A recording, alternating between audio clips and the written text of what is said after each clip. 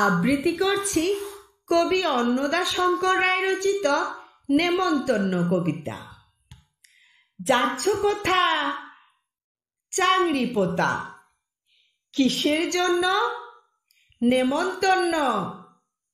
বিয়ের বুঝি না বাবুজি, কিসের তবে ভজন হবে? শুধুই ভজন, প্রসাদ ভোজন। কেমন প্রসাদ? যা খেতে স্বাদ। কি খেতে চাও? ছানার পোলাও।